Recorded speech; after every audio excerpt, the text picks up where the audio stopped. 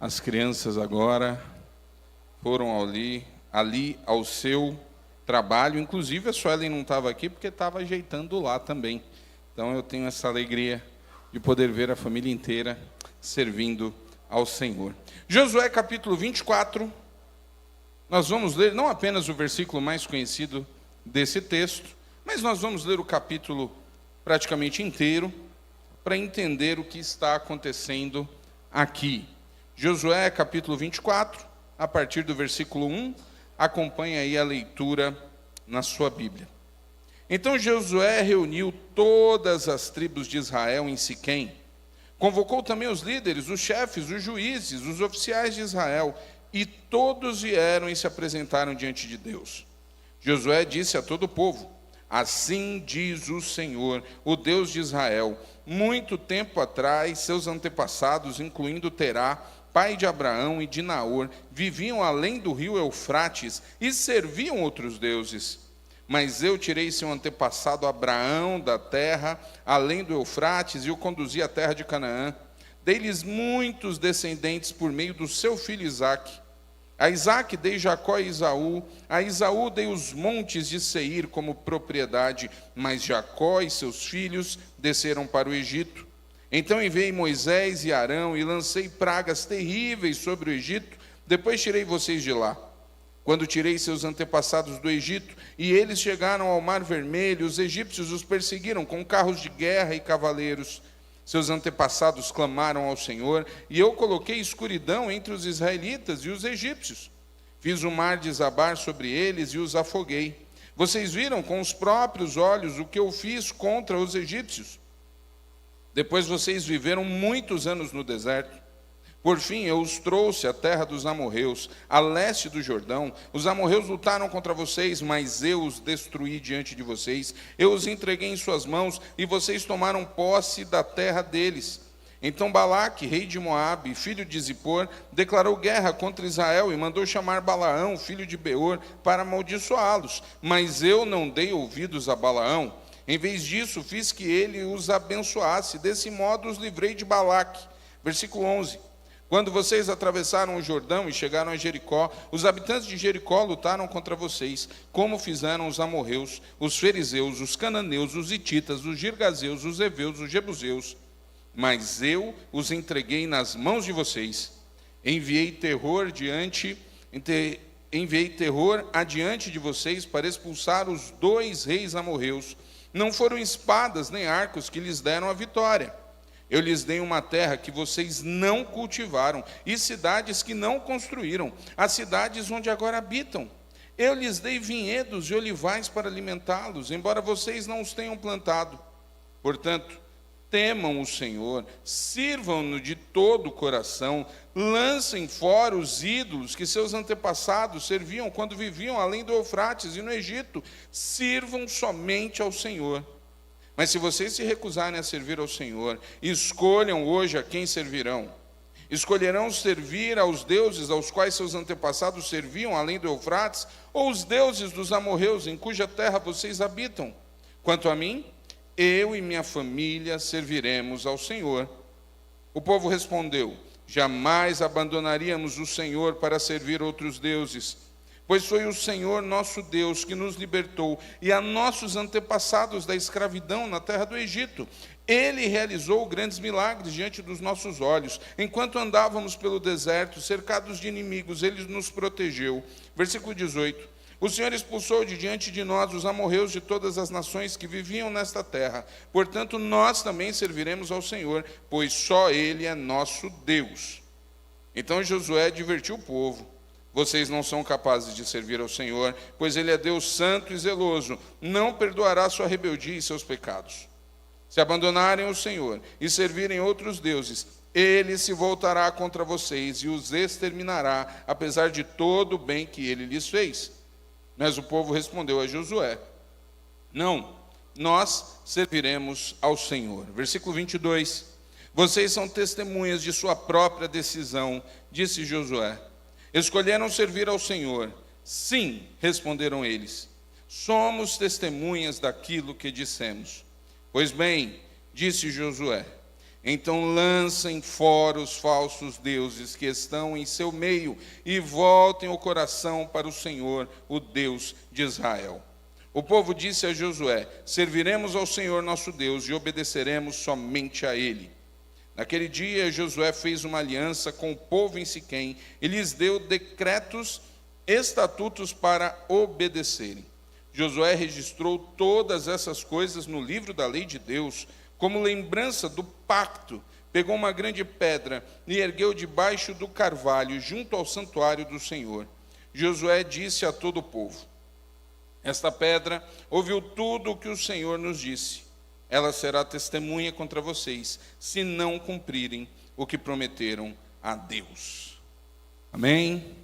Texto importante, um dos versículos mais conhecidos da Bíblia: eu e minha casa serviremos ao Senhor.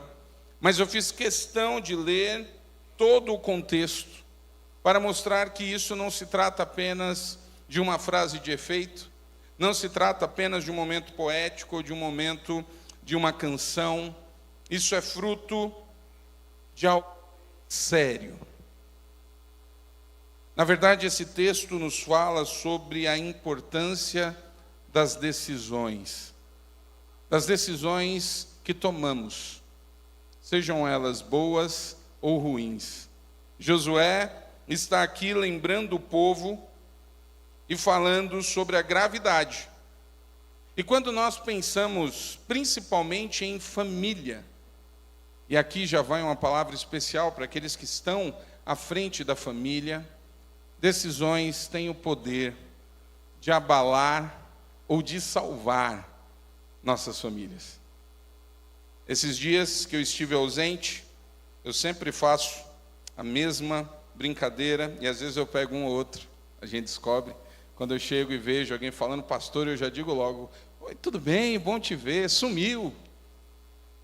Não te vejo faz tempo, você deu uma sumida. E é claro que o ausente sou eu. Mas a gente sempre descobre alguém que não apareceu, porque a pessoa começa a se justificar, né? Ô, pastor, é por causa disso e daquilo. Eu falei: olha, nem sabe que eu não estava aqui.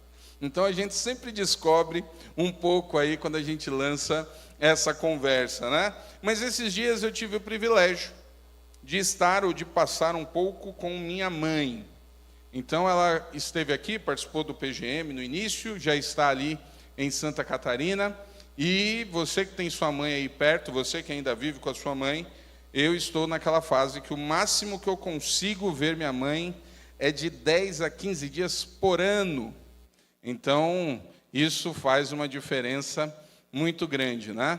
Então, pude estar um pouquinho mais com ela esse ano, desde o ano passado, que ela me pediu para acompanhá-la ali a Curimatá, porque ela vem ver a mãe dela. Então, da mesma maneira que eu vejo pouco a minha mãe, ela vê pouco a mãe dela, a minha avó, e nós estivemos juntos, mas num contexto familiar, num contexto histórico que tem um pouco a ver com decisões, porque minha mãe tinha um grande sonho de voltar à terra da sua infância. Não a terra que ela nasceu, porque ela nasceu em Curimatá, mas ela tinha um desejo de voltar na terra em que ela cresceu, que é Alto Parnaíba, no Maranhão, a terra onde o meu avô desapareceu, onde ele abandonou a família, e é uma terra que marca a trajetória da família, porque lá nasceram 2 tios meus, lá eles foram abandonados, e lá a minha avó tomou algumas decisões a respeito da sua própria família. E quando pensamos nisso, vemos o peso e a importância do que Josué está colocando aqui. Esse Josué que está reunindo o povo não é o Josué que recebe a missão de Moisés. Muitos anos já se passaram aqui. Esse Josué está prestes a entregar o cargo, ele está prestes a encontrar o Senhor. Josué já tem por volta de 110 anos, não é mais nenhum menino, não é nenhuma criança, ele já está no fim do seu ministério, e ele foi aquele que esteve à frente do povo nas últimas décadas, e foram anos de conquista. Josué está reunindo um povo que conquistou grande parte da terra prometida. Não foi a terra inteira, mas eles conquistaram muitas coisas. E nós não sabemos as razões pela qual, diferente de Moisés, Josué não constituiu um sucessor. Nós vemos toda a transição que Deus faz com Moisés e Josué, mas a realidade é que Josué não preparou ninguém. E não vemos o Senhor indicando alguém. Então Josué aqui tem uma preocupação que deve ser muito familiar àqueles que já passaram pelo fato dos filhos saírem de casa, dos filhos constituírem suas famílias. Aquele momento de vida em que os pais já não apitam muito. Ontem, em uma das visitas que fiz com a irmã Conceição, nós falamos um pouco sobre isso, existem momentos da vida em que nós precisamos entender o nosso papel, que não é mais conduzir, é no máximo indicar, porque as pessoas precisam tomar suas decisões. Josué não reúne o povo para dar uma medida política ou de algo da sociedade. Josué entende e parece pressentir o que vai acontecer com o povo. Ele vê que é hora de relembrar e chacoalhar ali o coração do povo a respeito do seu compromisso para com Deus. E esse é o grande ponto. Josué sabe o quão importante é uma decisão. Relação com Deus não é algo que se faz por emoção. Relação com Deus é algo que se faz decidido. A maior parte das experiências e das coisas que vivemos no caminho com Deus não surgem, não acontecem como mágica, mas são frutos de um compromisso. É isso que Josué está falando aqui com o povo. Há muito tempo atrás, na verdade, 66 anos atrás, a minha avó tomou uma decisão. Ela não iria ficar naquela terra, ela não iria abrir mão de nenhum dos seus filhos, e ela não queria ver nenhum deles, ou muito menos ela mesma, morrendo em uma terra distante. Então ela decide voltar à terra de sua família. Minha mãe não ia àquela cidade há 66 anos. E eu cresci ouvindo as histórias que ela teve ali. E nunca foram histórias, como a gente conta, de coisas ligadas à comodidade, a conforto. Sempre foram histórias muito pesadas, muito duras. E por incrível que pareça, eu ficava ouvindo as determinadas histórias e eu não conseguia entender. Eu não sei você, acredito que essa é uma característica das famílias, de modo geral, do interior, do Nordeste. As conversas na minha família começam com todos reunidos, rindo e lembrando de inúmeras situações de infância que dão risada. E, de repente, o tom, em algum momento, vai mudando. E essas conversas engraçadas começam a dar lugar, assim, para umas conversas um pouco mais sérias, mais doídas, e daqui a pouco está todo mundo chorando. Cansei de ver isso. E nunca tinha entendido por que essas coisas aconteciam. Até fazer essa viagem com eles. Alto Parnaíba fica a mais ou menos 330 quilômetros de Curimatá. Só que tem um detalhe. Há 66 anos atrás não tinham estradas, não tinha carro. E eles faziam aqueles trajetos a pé. E quando nós estávamos indo ali, andando pelos lugares e vendo, e eles começavam a lembrar de determinadas situações, eles falavam, a gente caminhava por lugares parecidos com esse. Aí eu olhava o lugar e ficava assim, aonde? Como assim vocês caminhavam por aqui? E aí contavam-se detalhes e eu ficava desesperado. Porque não se tratavam de adultos, minha mãe era a filha mais velha. Então eu fiquei imaginando 5 crianças ali de idades variadas, 7, 5, 3, andando no meio do nada. Sim, dentro dos maiores perigos, porque aquela é uma região que até hoje segue meio intocada por causa das leis, das proibições, e mata não sei o quê. Enfim, nós não temos um cenário muito diferente de quando ela saiu dali. Mas é quase que desesperador ouvir as histórias. E por incrível que pareça, são histórias da infância dela, então ela guarda com muito carinho. E ao conhecer os lugares e a ver, eu compartilhei, alguns viram a emoção de ver o rio que eles atravessavam, não por lazer, não por esporte, mas por necessidade. Dos lugares, e a gente em alguns lugares viu ali alguns animais que estão até em extinção. Lá a gente viu até arara azul ainda tinha, então vocês têm uma ideia que algumas coisas são meio intocadas, mas ao mesmo tempo histórias meio complicadas, porque ali foi o lugar que a tal cobra tentou pegar fulano, e eu falava assim, ali?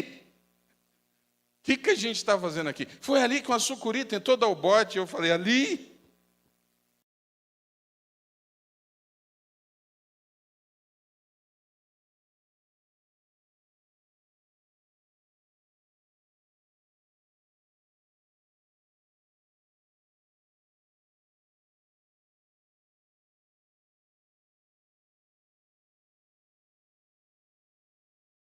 Do Senhor. E Deus guardou.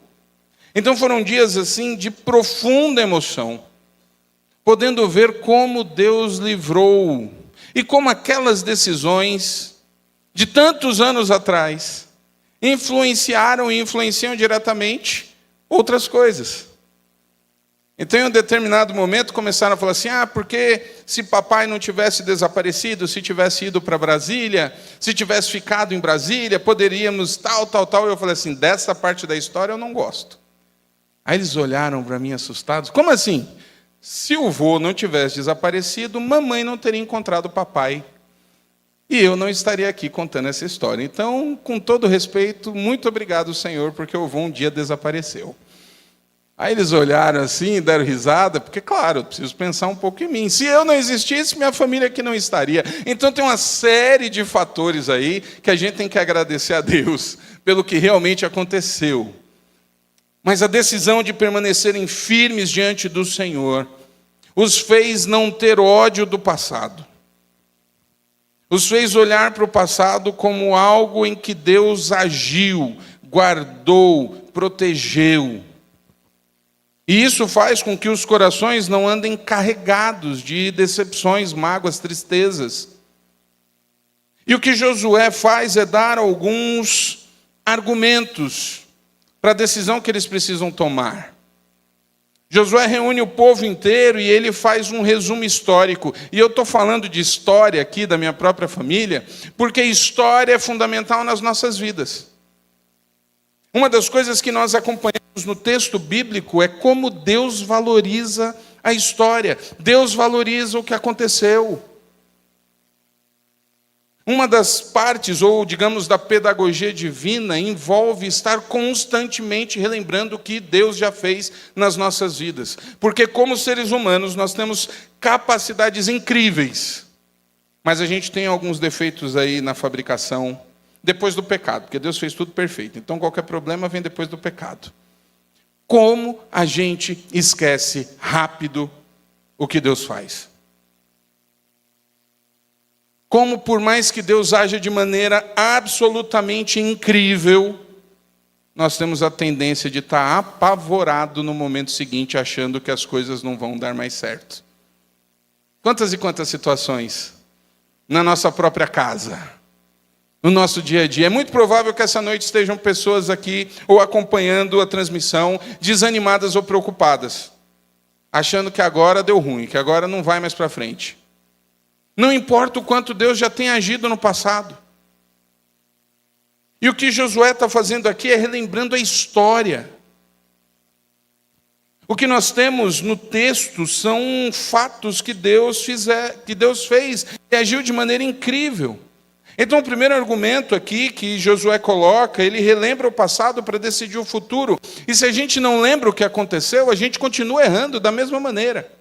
Parece frase de Instagram, parece frase bonita, mas é real.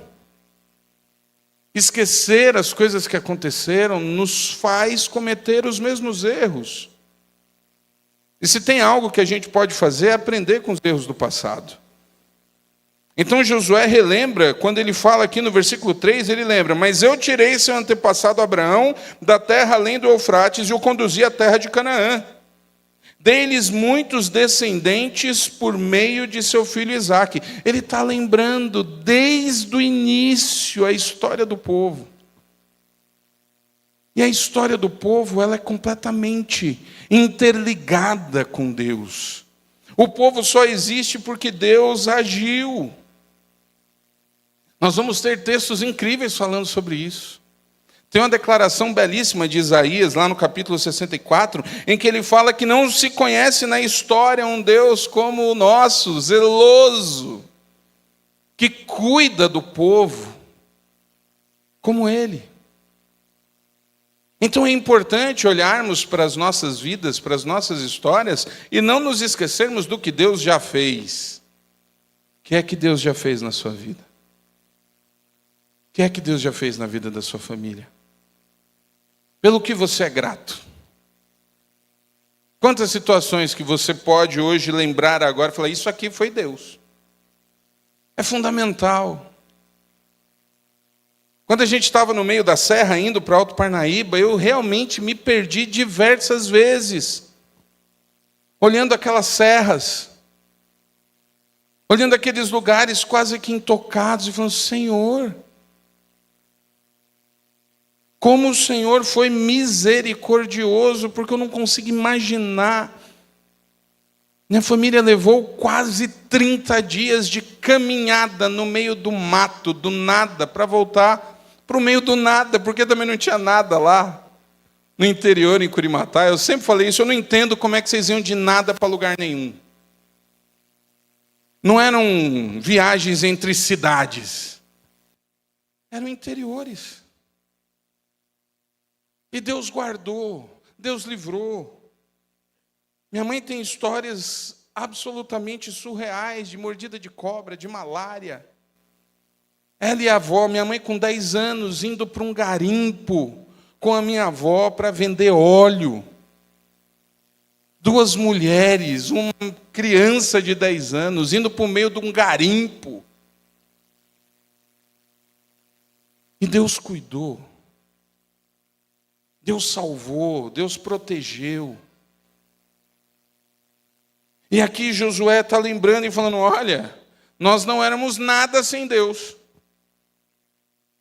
Esse é o peso histórico de Deus na sua vida e na minha. Eu não conheço as histórias de todo mundo aqui, mas eu posso afirmar para você, sem conhecer o teu passado, que você não era nada sem Deus. E se você está aqui essa noite, é porque Deus em algum momento, ou em muitos momentos, interveio na sua história.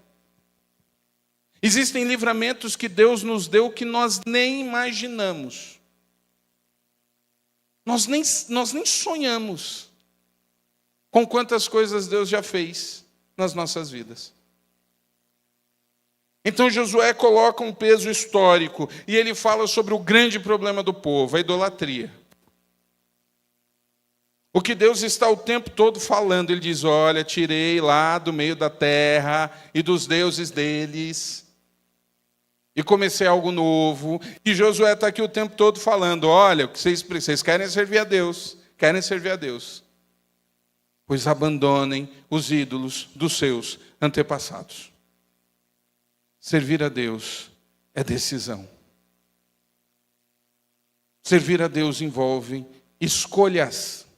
Servir a Deus em família envolve escolhas. Aqueles que são líderes, que são responsáveis por suas famílias, conseguir manter uma família diante do Senhor envolve escolhas. Josué faz questão de colocar isso, porque nós falamos muito sobre sermos o povo de Deus, sobre sermos a família de Deus, mas isso carrega uma questão histórica, tem um peso aqui, existem escolhas, existem consequências. O povo não podia simplesmente dizer, que maravilha, a gente é o povo de Deus. Existem vários textos em que Deus fala para o povo, vocês serão meu povo e eu serei seu Deus. Se, condicional, se vocês não adorarem outros deuses, se vocês me servirem, se vocês me obedecerem. Presta atenção nisso. Relacionamento com Deus envolve obediência. Esse era o maior problema do povo. O povo queria ser o povo de Deus, mas queria agir como os outros povos. O povo queria ter Deus ao seu favor, eles conquistaram uma terra, e eles lembram sobre isso aqui. Josué está lembrando sobre as conquistas. Josué tem um privilégio, porque Josué havia conseguido conviver no meio de 3 gerações do povo. Josué lembra do tempo da escravidão. Josué era o único ali que tinha essa lembrança. E além da escravidão, Josué viu todos os atos do Senhor livrando no Egito. E depois Josué vivenciou cada segundo da trajetória do povo no deserto. Josué viu absolutamente toda aquela caminhada. E depois Josué viu tudo que Deus fez na conquista da terra. Josué vivenciou cada segundo disso tudo. E ele sabia muito bem o que Deus podia fazer. E ele sabia como aquele povo tinha o coração duro. Como aquele povo foi capaz de imediatamente, depois de Deus agir, virar as costas para Deus. Então Josué sabia que aquele povo poderia muito bem não servir a Deus. E Josué coloca todo o peso disso. Josué está lembrando e Josué está falando sobre a idolatria. E aqui tem uma questão interessante. Nós temos uma relação equivocada com a questão da idolatria. A idolatria nos dias de hoje ela é vista pelos crentes de uma maneira não tão profunda. Nós temos a tendência de entender e olhar e achar que idolatria é uma questão de imagem. Se tem uma imagem e alguém de joelho, é idólatra, senão não é idólatra. Sexta-feira, ou foi ontem? Não, sexta-feira. A mãe ainda estava em casa. A gente tem ali na vizinhança 1 ou 2 casas que são muito rotativas, né? Ou seja, fica mudando, né? Nós temos uma casa de fundo que os vizinhos mudam muito, assim, tem sempre gente nova lá. E já teve todo tipo de perfil. Já teve gente que não fazia barulho, que a gente achava que a casa estava vazia. Tinha gente que fazia barulho 24 horas por dia. Tinha gente que fazia pouco barulho, tal. E agora tem um pessoal lá que gosta de ouvir música religiosa. Então, às vezes, fala, rapaz, essa aí é boa, hein? Aí a gente canta junto. Aí, depois, de vez em quando, entra umas que a gente fala, oxe, coisa estranha. O que está acontecendo? Aí entrou uma bonita, um worshipzão. O Júnior gosta de worship, o povo aqui gosta de worship. Gosta, adora, né? Aí, no meio do worship lá, tá a Maria para cá, Maria para lá e tal, não sei o quê. Eu falei, esse negócio está estranho. Aí a Niva ainda falou, não, tem umas músicas hoje que a gente canta, não tem como Maria, que não sei o quê, não sei o quê, não sei o quê. Eu falei, não, mas está diferente. E aí, de repente, Santa Maria, Linda Maria, nos ora por isso. Eu falei, que música é essa? Aí eu, não satisfeito com o vizinho, fui procurar na minha TV. E achei. E coloquei lá. Eu falei, rapaz, olha o worshipzão aqui, até brinquei, né? Eu falei, vamos indicar ali para o grupo. Tem umas que eu indico, o pessoal, quando não gosta, é 12, né? Eu falei, será que essa vai? E lá no meio, assim, toda a estética do que as comunidades fazem hoje atualmente. Quem gosta de música no YouTube está acostumado com a estética, né? Tem um tipo de palco, de luz, de roupa, tem um padrão. Era a mesma coisa, mas no meio desse povo todo tinha uma estátua, acho que desse tamanho. E o povo cercado ali no meio da estátua e cantando para a estátua. Então a gente bate um olho nesse negócio, e até em um momento de ministração, porque tinha ministração. Né? As pessoas falam, nós não estamos aqui adorando essa imagem. A pessoa ainda falava. O crente bate o olho e fala, é idolatria. Idolatria para a gente é isso. Mas o contexto bíblico de idolatria não é só isso. Idolatria é tudo aquilo que toma a adoração no lugar de Deus.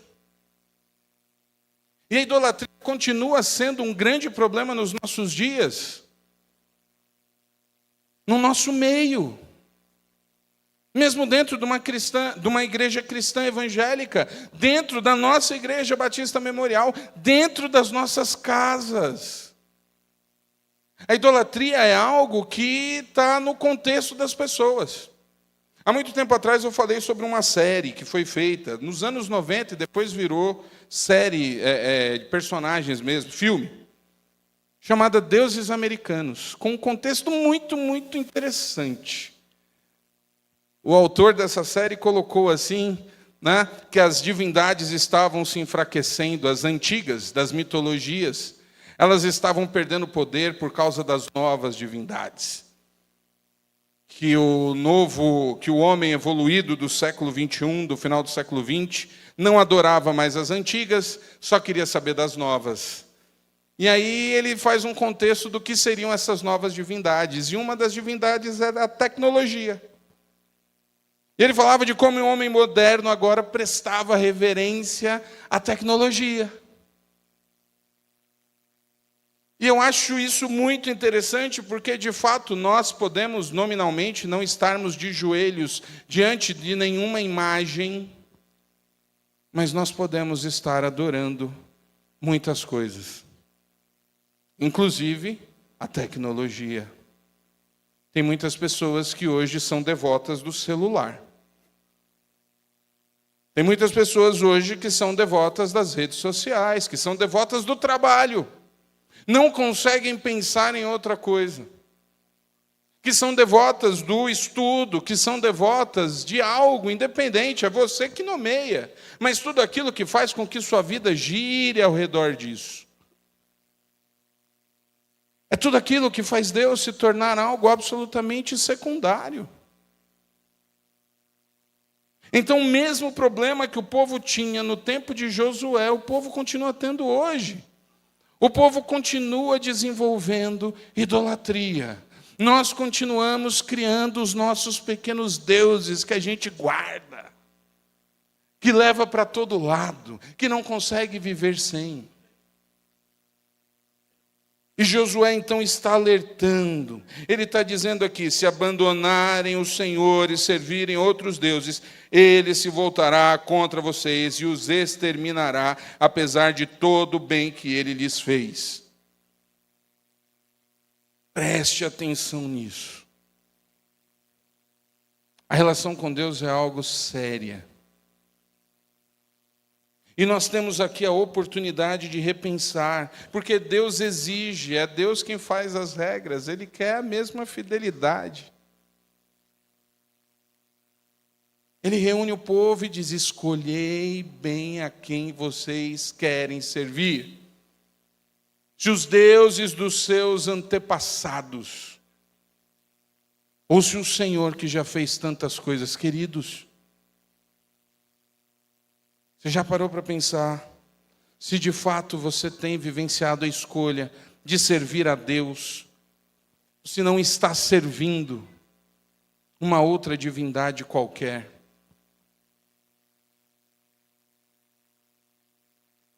E ele coloca aquilo, ele diz, eu e a minha casa vamos servir ao Senhor.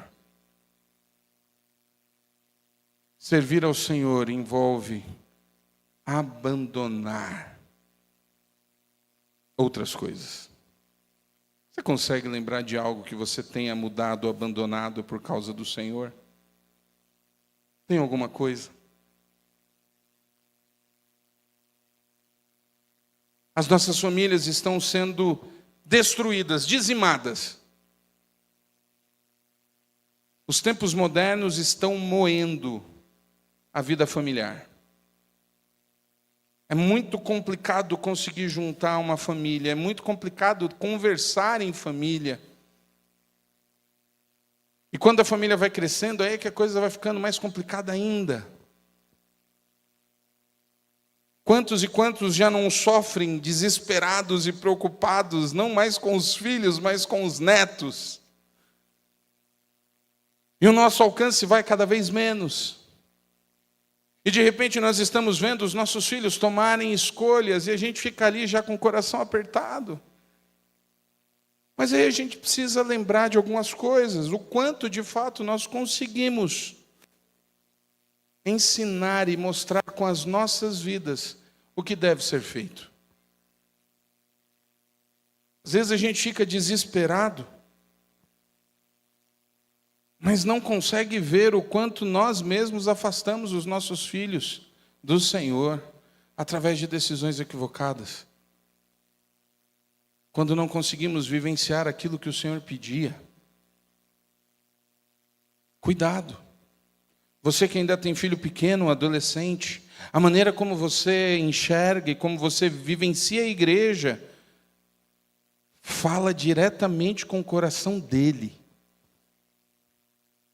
Crianças que crescem ouvindo os pais reclamarem, falarem mal da igreja o tempo todo. Falar mal dos líderes. Falar mal das programações. Reclamar das pessoas. Você acha que seus filhos vão crescer amando a igreja? As nossas casas têm algo que nenhum outro lugar tem. A intimidade. De se sentir livre para qualquer coisa. Você acha que o seu filho adolescente vai querer ficar aqui se você não vem? Se você não está? A gente sempre observa e tenta alertar os pais, às vezes a gente vê os pais que vêm, ao invés de ficarem na EBD com os filhos, só trazem os filhos. O trabalho infantil, ele é poderosíssimo, mas tudo tem um limite. Uma hora essa criança cresce. Você acha que a criança, quando virar adolescente, vai querer estar em um lugar que você não vai? Aí depois fica desesperado, ora pelo meu filho, ele não quer saber de Deus. Como foi que nós plantamos a semente do Senhor no coração das novas gerações? Josué está preocupado com isso. Não é à toa que Josué está repassando a história que aconteceu. Não é à toa que Josué está lembrando o que Deus fez. Essa é uma das missões e das tarefas quando temos crianças. É mostrar o que Deus fez. Ensinar e dizer o porquê. Se nós não valorizamos a própria igreja, nossos filhos não vão. Isso é óbvio. Quando a gente começa a observar, quando a gente começa a ver a dinâmica do povo, como ele ia, quando um líder, quando aqueles que estavam à frente eram maus, perversos, o povo ia junto. É por isso que Josué está preocupado e falando sobre a dinâmica da decisão. Vocês precisam tomar uma decisão. Não é só algo de falar. Quando nós falamos em servir ao Senhor, não é só estar num culto domingo à noite, é de fato estar comprometido com Ele. Escolhei, pois, a quem servir. Quem você tem escolhido servir? O que é que de fato tem estado à frente e direciona a sua vida? Suas prioridades são baseadas no quê? Uma vez um amigo, um colega, me chamou para conversar e falar sobre infinitos e muitos planos. E que bacana quando temos projetos e planos. E ele foi ali determinando e falando tudo o que ele queria. E aí uma hora eu falei para ele, eu falei, que bacana, que legal. Mas eu estou vendo aqui que você não tem nada para a igreja, você não pensa em nada a respeito da igreja. Aí ele olhou para mim assim e falou, né? Eu falei, tem algo errado, porque você devia estar sonhando com a igreja. Porque você devia estar pensando no que fazer para o Senhor também. Não é que Deus não queira que as nossas vidas caminhem. Mas se na tua agenda não tem nada ligado a Deus, tem algo errado. Tem algum ídolo aí tomando conta. Deus não é sobra. Deus não é sobra. É isso que Josué está falando. E a força da influência. No versículo 15, ele fala isso de novo. Mas se vocês recusarem a servir ao Senhor, escolham hoje quem servirão. Essa é a mesma ideia da qual Jesus, no Novo Testamento, vai falar. Ninguém pode servir a dois senhores. Por quê? Porque você vai agradar a um e aborrecer a outro. Hoje de manhã, eu sempre falo da EBD. Hoje de manhã nós tivemos um momento ali comentando, estamos em Tito, e falando sobre algo que Paulo coloca ali, e a grande dificuldade. Por que nós sofremos tanto para fazer as coisas do Senhor? Porque, na verdade, nós não conseguimos enxergar aquilo que alguns personagens bíblicos conseguiram à medida que Deus foi tratando os corações. A realidade é que, na maioria das vezes, para a maioria das pessoas, infelizmente, as coisas de Deus são pesadas, são difíceis, são custosas. Porque a nossa inclinação não é fazer a vontade de Deus, a nossa inclinação é fazer o oposto. Então, para muita gente, está me ouvindo já há 30 minutos, está quase insuportável. Alguns nem estão me ouvindo mais. Mas se você ficar na frente do celular e fazer 3 vezes no feed, você passa 2 horas. Porque você dá risada, é gostoso, é engraçado. Porque, infelizmente, espiritualmente, nós invertemos as coisas. As coisas de Deus não parecem ser prazerosas. E quando a gente pensa nisso, e quando vê Paulo falando, o próprio Josué, é porque eles conseguiram ver o contrário. Enquanto, de fato, servir ao Senhor for chato e custoso, vai ser uma luta. Porque o que aqueles personagens, o que um Davi, o próprio Moisés, Paulo, o que os discípulos conseguiram fazer não é porque eles tinham poderes espirituais, poderes diferentes, não eram super-heróis ou super-heróis da fé, eles eram pessoas que simplesmente conseguiram encontrar em Deus o prazer que a nossa alma tanto pede em outras coisas. Essa é a diferença.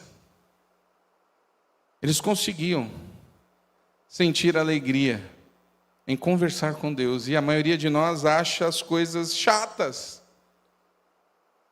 A gente pode marcar o evento que for aqui. Se for um evento com comida, tem um número de pessoas. Se for um evento de oração, muda. As pessoas não conseguem olhar e sentir desejo e se atraírem por questões espirituais, mas isso não é culpa do Senhor. A gente ainda não entendeu o quanto nosso coração precisa se converter. O pecado deixa outras coisas muito mais agradáveis. Às vezes nós falamos mentiras para nós mesmos, porque nós dizemos que não temos tempo, mas a gente acha tempo para cada coisa. Existem coisas que nós gostamos de fazer, que a gente faz porque gosta, que é prazeroso, e um monte de gente acha que não é, mas aí a gente gasta tempo com o que a gente gosta de fato. Aí depois a gente tenta acomodar as coisas, porque a gente não quer, essa é a realidade. E quando Josué está convocando o povo, Josué está lembrando, vocês precisam tomar uma decisão, existem coisas que precisam ser feitas como decisão, como prioridade, mesmo que no início não seja bom. Não é assim que a turma fala sobre o hábito? Algo para se tornar um hábito precisa ser repetido mais de 70 vezes. E aí você começa a fazer as coisas sem perceber que está fazendo. Já reparou isso? Quando você acostuma a acordar em determinado horário, mesmo que não precise, você acorda. Mesmo que você não goste, você acorda. E de repente você está fazendo as coisas e já não é um peso. Outras você vai fazer zangado o resto da vida, né? Não tem jeito. Até hoje eu estou esperando me acostumar com o horário de acordar a Suelen. já tem 2 anos. Todos os dias eu levanto, Senhor, tem misericórdia, Deus, ou coisa ruim. 5 da manhã. Eu admiro muito. Você que acorda cedo e diz que é bom, Deus abençoe sua vida, viu? Eu acho lindo, acho bonito. Não tem? O povo que acorda cedo. No interior tem um povo que acorda cedo e senta na porta. Não tem? Eu acho aquilo sensacional. Tem gente que gosta de ir para o açougue e bater papo. Nos interiores tinha isso. Eu não entendo, não vou entender nunca. Eu acho bonito. Olha que coisa bonita. Ele ali gosta. Tem gente que gosta de tomar café sem açúcar, né? Diz que é bom. Eu olho e falo assim, eu acho bonito. Mas não vem dizer para mim que é bom, porque não é. Mas a pessoa bebe com uma alegria. Acostumou. Do mesmo jeito que você consegue tomar café sem açúcar, você precisa conseguir orar. Acostumar, sentir prazer, é estar juntos, servindo ao Senhor. Isso precisa te dar prazer em algum momento. Porque a Bíblia nos lembra que é a coisa mais importante. Mais importante. E aí eu quero deixar bem claro que o problema não é tomar o café sem açúcar, acordar às 5 horas da manhã. As pessoas que gostam, né? Vocês sabem que eu amo a vida fitness. Não tem problema nenhum com essas coisas. Glória a Deus pela tua vida, consegue. De verdade. O problema é se você só sentir prazer nessas coisas e você não conseguir se envolver ou trabalhar para o Senhor com o mesmo ímpeto, com a mesma vontade, com o mesmo tempo, com que você faz tantas outras coisas. Porque se você faz apenas algo assim, se você não tem tempo para o Senhor, se você não sente desejo e nem gosta de fazer as coisas para o Senhor, eu preciso dizer que você se enquadra no que Josué está falando aqui. Você precisa jogar fora os deuses dos seus antepassados. Você precisa jogar fora e definir se você quer ou não servir ao Senhor. Eu e minha casa serviremos ao Senhor. A gente acha lindo esse texto. A gente canta, e a partir do domingo que vem, em nome de Jesus, vai ter as músicas de família aqui sendo cantadas. A igreja canta, eu gosto, né, quando a gente canta, eu e minha casa serviremos a Deus, né? Eu e minha casa serviremos a Deus. Vocês conhecem? Eu e minha... Olha aí, ó, de novo. Eu e minha serviremos a Deus. Com o quê? Opa! Eu e minha casa serviremos a Deus com alegria. A gente acha lindo. Se começarem a tocar aqui, tem gente que vai chorar. Não é lindo? É lindo. Mas e na prática? Serviremos a Deus com alegria. Eu venho na igreja uma vez por mês. Estou servindo com alegria? Eu não tenho tempo para me envolver com nada. Eu não consigo fazer nada. Estou servindo com alegria? Vou em 5 EBDs por ano. Dessas 5, 3 tem o café da manhã. Peguei pesado. Serviremos a Deus com alegria?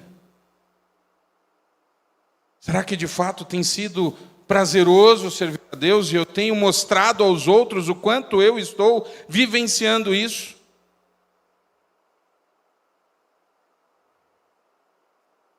A gente não percebe esses detalhes.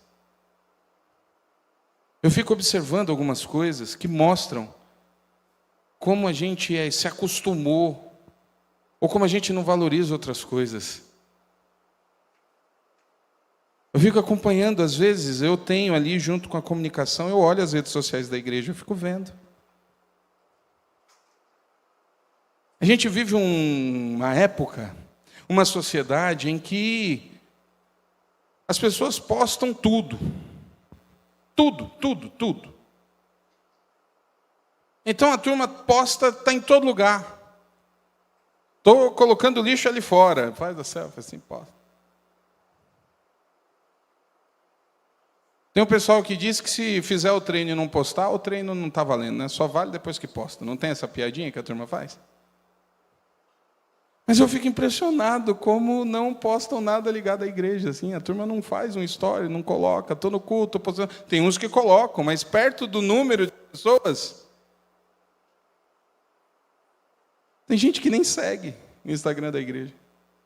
Aí você entra lá no perfil, a pessoa segue 2.738 perfis. Mas não segue o da própria igreja. Parece bobo. Mas isso tem a ver com o que você gosta de fazer ou de se vincular. Pastor, que exagero, exagero não. Exagero não, isso mostra muitas vezes como de fato nosso coração não está ali. Coisas bobas.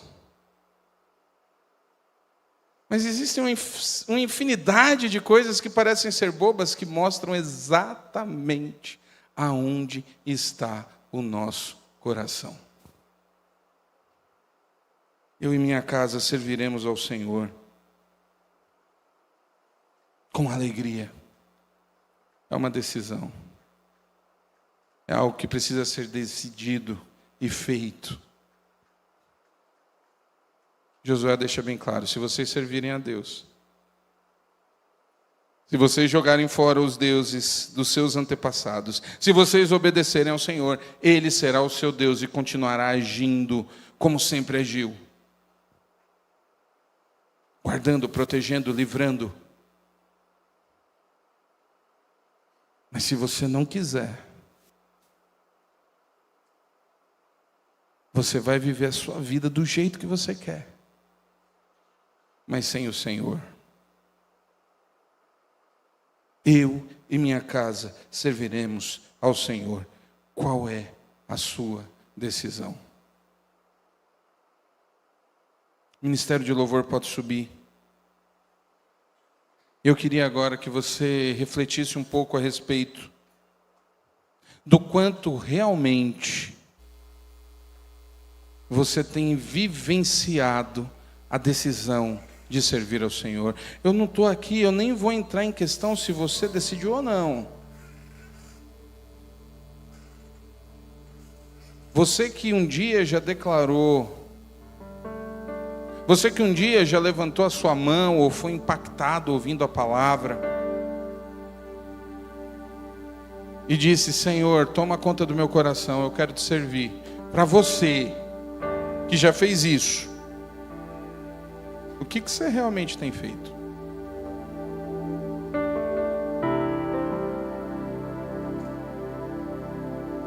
O quanto realmente você pode olhar, não, eu estou servindo a Deus. Ok, o que você está fazendo? Como é que você tem feito isso? Feche seus olhos. Feche seus olhos.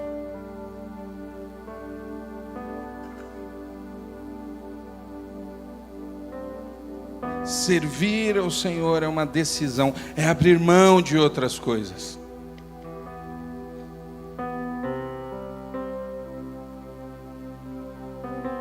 A gente não consegue acomodar tudo na vida, não. Já quero dizer para você que se você escolheu servir ao Senhor e você nunca abriu mão de nada, de fazer nada na sua vida, tem um negócio errado, porque não bate.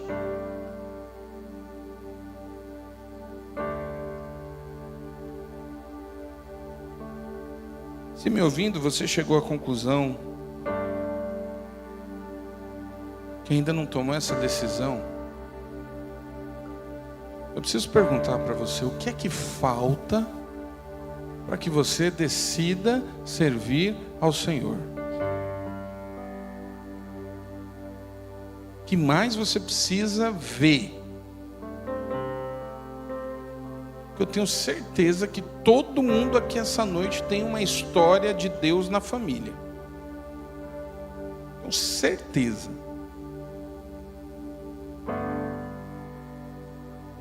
O que é que falta?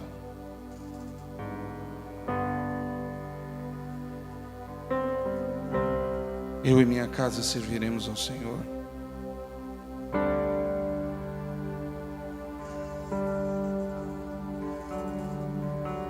Seja sincero com Deus agora, fala com Ele. Josué está fazendo algo aqui que é renovar a aliança, o pacto. Ele chamou o povo para renovar. Tem momentos na nossa vida que a gente precisa renovar, relembrar. Está precisando renovar? Está precisando fazer isso? Faz. Não perca tempo.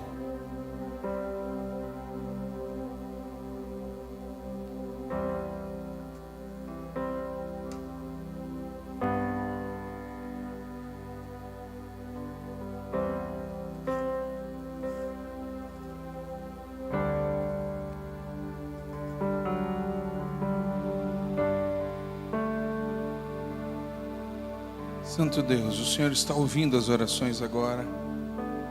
Pai, o Teu Santo Espírito está agindo em nosso meio. Pai, o Senhor é quem convence do pecado. O Senhor é quem tem o poder de abrir as mentes. Pai, o que eu posso fazer agora, como pastor, como pregador, é clamar a Tua misericórdia. Pai, toca os corações que precisam ser tocados. Abre os olhos. Dá discernimento, desperta. Pai, que todos nós tenhamos a firmeza de decidir servir ao Senhor, pagando o preço que for,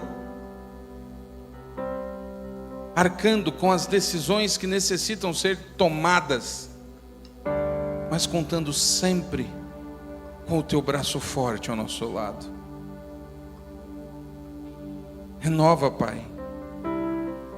Reforça no coração dos Teus filhos. Reaviva. Pai, se tem pessoas esta noite que já entenderam que precisam tomar essa decisão, que o Teu Santo Espírito esteja aí tocando, falando. Que o Senhor continue agindo e salvando em nosso meio. Assim nós oramos, agradecidos. No nome precioso de Jesus. Amém. Amém.